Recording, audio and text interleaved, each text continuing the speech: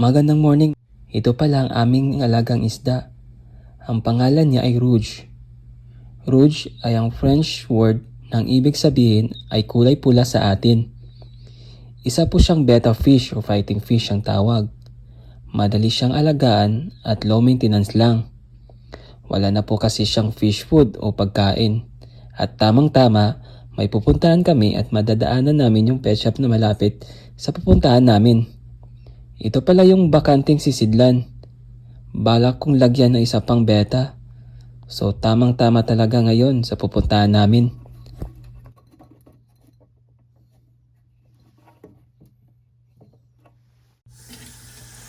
Nilinis ko muna ang sisidlan. Matagal na kasi hindi ginagamit. At pagkatapos, nilagyan ko na ng tubig para mamaya ready na.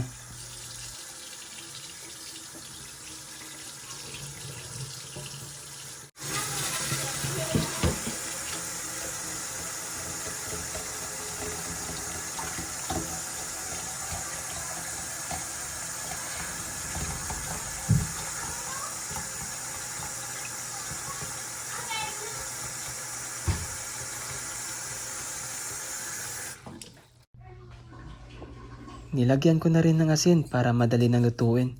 Joke lang po. Yung asin kasi ang nagsisilbing antibacterial sa mga isda. Kaya mainam na bawat magpalit tayo ng tubig ay maglagay tayo ng kaunting asin. Depende sa laki ng sisidlan ninyo. Binalik ko na muna yung sisidlan sa kanyang pwesto para hayaan ko muna magtaka si Rouge kung bakit may tubig na. At yun, umalis na kami. Colorful pala mga winter jackets namin, para mga betta fish din. Medyo may konting snow pero carry lang, hindi naman madulas.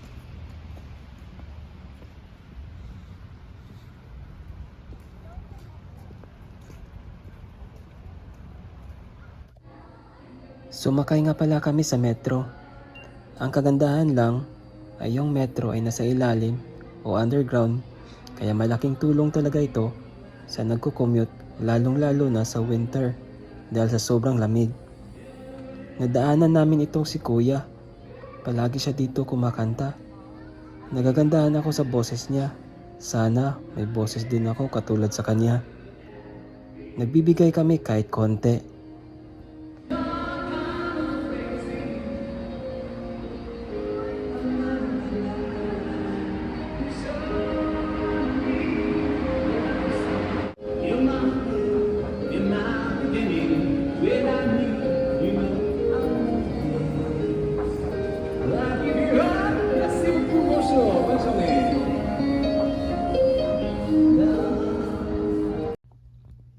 Tsaka pala, dalawang sakayan ng metro ang aming sasakyan. Hindi malayo yung pupuntahan namin pero ibang direksyon kasi. Maganda dito sa metro pag connecting. Hindi ka na magbabayad uli pag sumakay ka sa isa pang metro. Dito karamihan sumasakay, papuntang trabaho para iwas traffic din.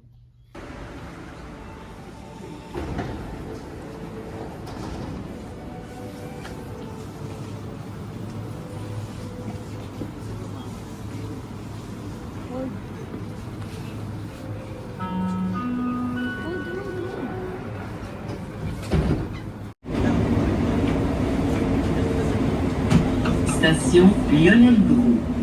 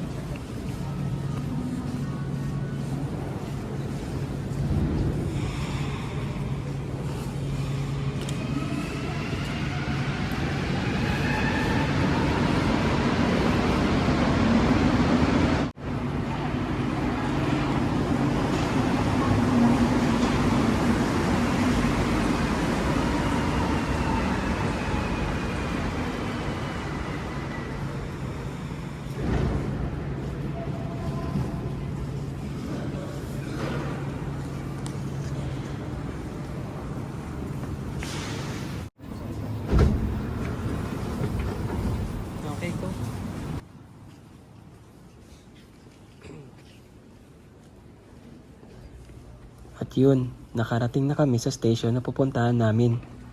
Naghaddan na lang ako para may counting exercise pa. Medyo naligaw pa kami dito. Hindi namin alam kung saan ang direksyon. Pero nakita din namin. Maganda lang dito kasi yung metro ay minsan sa baba na mismo ng mall o hotel. Kaya hindi ka na dapat lumabas.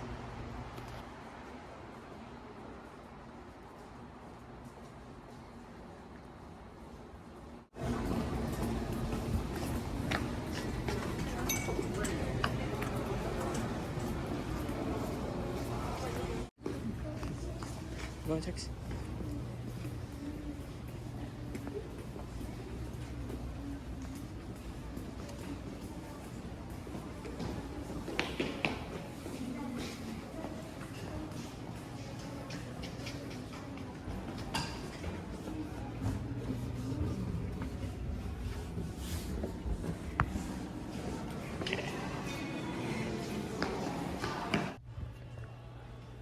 Bumili muna kami ng pabango. Medyo mabaho na raw ako eh.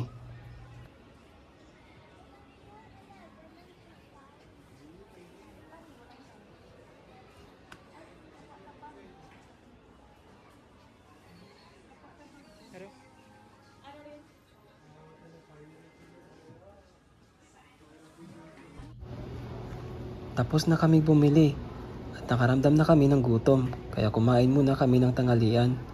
Magto 12 PM na kasi kaya yung mga alaga namin sa tiyan nagrarally na din.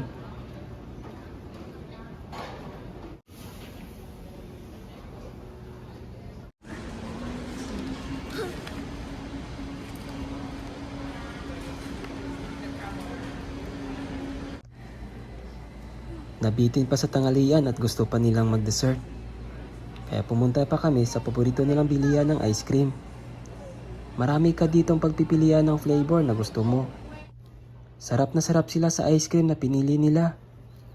Hanggang tingin na lang ako. Hindi ako masyadong mahilig sa matatamis. Kasi matagal na akong sweet. So if kumain pa ako ng sweet, baka magka-diabetes na ako noon. At hindi nila ako niyaya kumain kaya nahiya na din ako. Enjoy! At sa wakas, pumunta na kami sa gusto kong puntahan na pet shop. Marami silang mga pets dito. Mapaibon, rabbit, hamster, guinea pig at isda.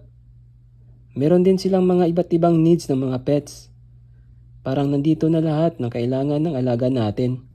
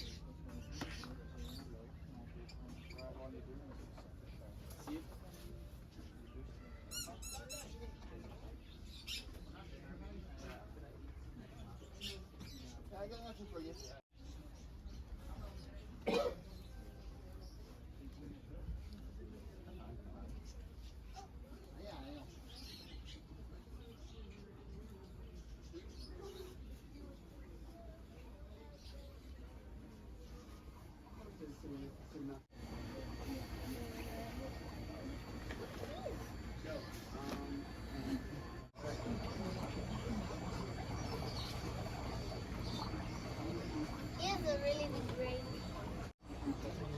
Right, but that is out.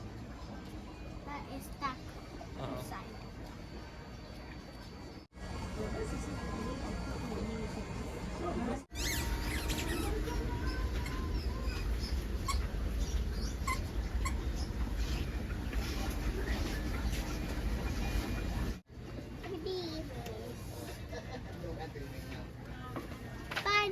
get like that for the house. Wait.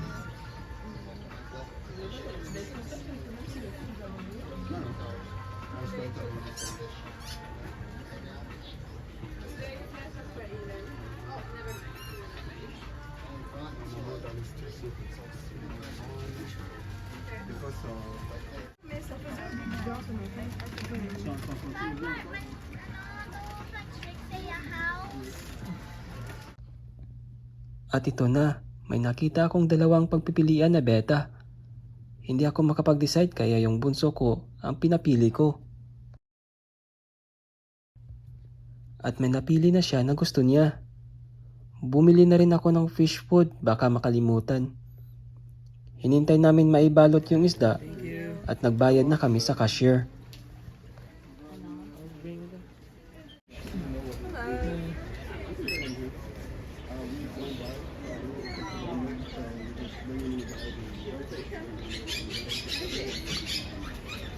Together it's gonna be $25.84.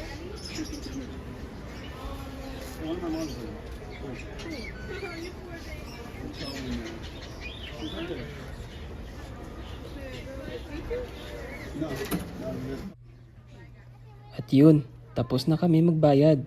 Pero ayaw ng bunso ko ilagay sa bag. Hahawakan niya lang daw pauwi. Hawak-hawak niya pa rin yung isda habang naghihintay kami sa metro. Gustong-gusto niya kasi yung isda. Masaya ako kasi may hilig din yung bunso ko sa pag-aalaga ng hayop at sa tanim. Kahit nasa loob na kami ng metro, hawak niya pa rin.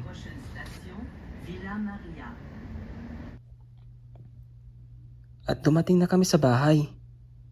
Hindi ko na muna direktang ilinagay sa lalagyan. Hayaan ko muna maka-adjust sa bagong temperatura ng tubig ang isda. Acclimation ang tawag dito. Hayaan ko muna mga 15 to 30 minutes. Pero parang hindi na makapaghintay si bunso. It's just with a plastic. Tapos na ang 30 minutes at excited na si bunso na ilipat. Kaya iniyaan ko na lang siya mismo maglipat. Slowly. Catch mo siya sulod ha? Okay. Thank you. Richie! Richie! Come, Richie! Richie! Richie! Come here. Don't be scared. Don't be scared. Here you go. No, it's okay. I like him. I will pet him first. There we go. Petty, petty, petty. Okay. Hello, Richie. Come on. You have no eyebrows. Richie. Let's transfer him.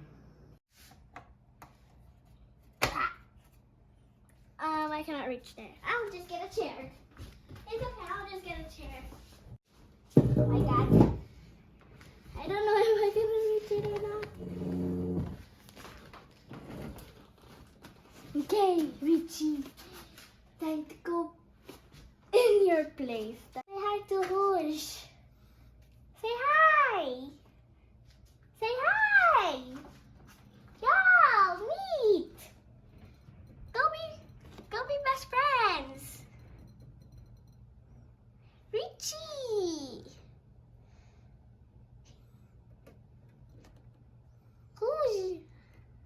Who's? Say hi. Okay, say hi to him. Or you say hi to him.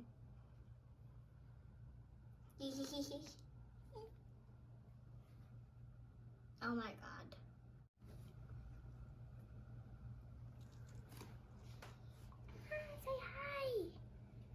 Oh man.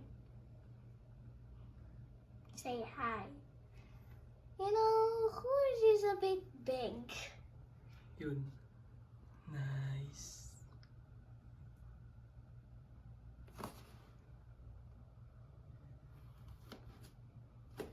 Okay. He looks like a peacock. Say bye.